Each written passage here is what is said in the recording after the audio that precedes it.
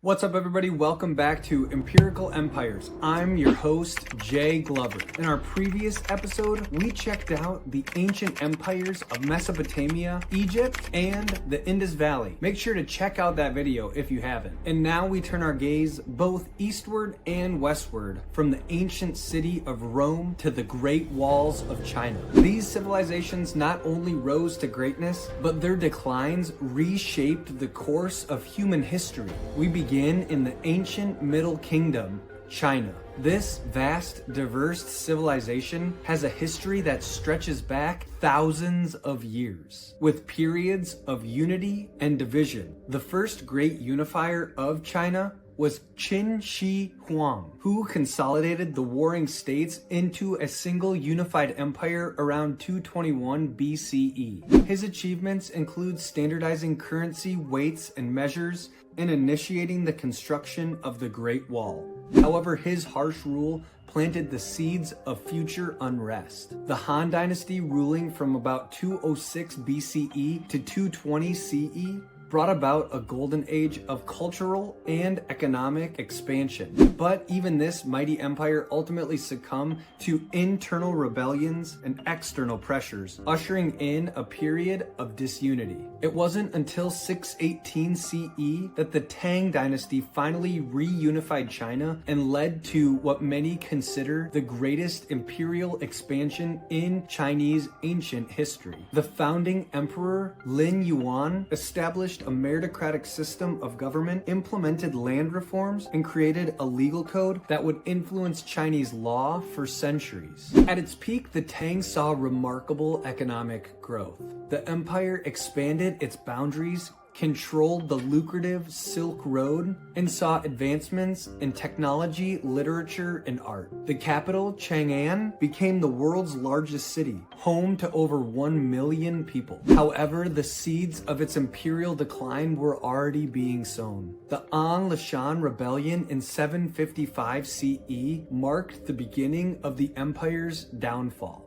This devastating civil war, lasting 8 years, severely weakened the central government's authority and depleted the empire's resources. The weakened central government led to a rise in regional military powers, which led to the empire's disunity. The empire also faced increasing military threats, especially from its north, which exhausted its military and financial resources. The final blows of the empire came in the early 10th century with a series of peasant uprisings. These uprisings, fueled by economic hardship and a disdain for the political elites, led to the fall of the Tang Empire in 907 CE. The collapse of the Tang Dynasty illustrates the cyclical rise and fall of empires. Its rise, built on strong leadership and effective governance, to a golden age of economic and cultural thriving. And finally, to its decline due to internal strife, economic and government mismanagement, and external pressures. The period after the Tang Dynasty saw China begin to fragment yet again, demonstrating the ongoing cycle of unity and disunity that has charted China's history throughout the ages. These cycles serve as a reminder that even the mightiest empires can and do fall.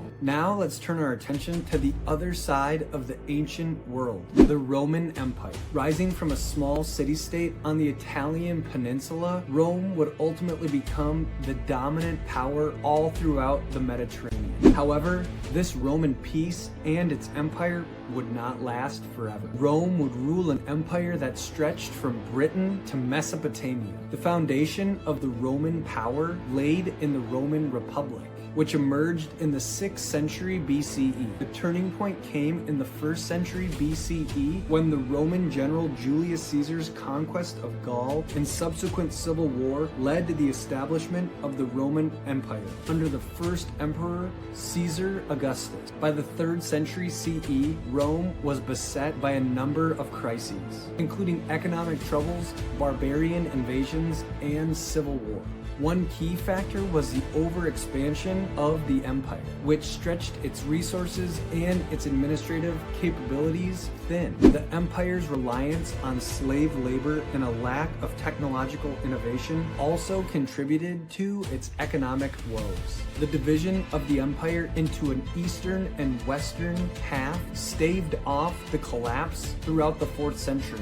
However, the Western Roman Empire, what we know as Rome, fell to the Visigoths in 476. The Eastern Roman Empire, what we now know as the Byzantine Empire, carried on much of Roman culture and served as a bridge between the ancient and the medieval worlds.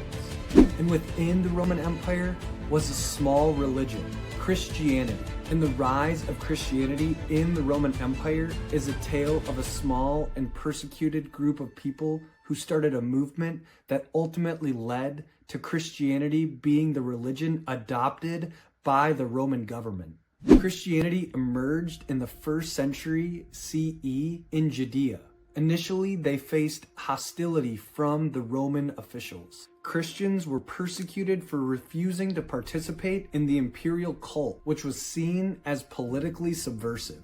Despite this, Christianity spread throughout the Roman Empire, attracting converts from all social classes. Its message of equality and salvation, based upon the belief in the death and resurrection of a man named Jesus, appealed to many within the hierarchical society within Rome. The turning point came with Emperor Constantine's conversion in 312 CE.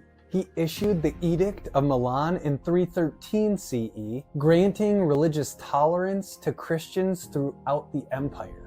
Constantine favored the church, granting it land and privileges, and took an active role in religious matters. By the end of the 4th century, under Emperor Theodosius I, Christianity became the official state religion of the Roman Empire. The church gained significant political and economic power. Christian theology began to influence Roman law and social norms. Christian art and architecture flourished. The Christian concept of a universal church reinforced the idea of a universal empire. This set the stage for Christianity's powerful role in medieval European society. This intertwining of Christianity and the Roman Empire shaped Western civilization long after the fall of Rome. From the Great Wall of China to Rome's Eternal City, we have witnessed the rise and fall of two of history's most infamous empires. These civilizations, each with their own triumphs and challenges, have left a mark on human history that echoes into eternity. Thanks as always for watching Empirical Empires on What They Teach You in High School. Once again, my name is Jay. Make sure to like, subscribe, hit that little bell button so you know I'm coming next time. We'll see you guys next week. Thanks for watching. Peace.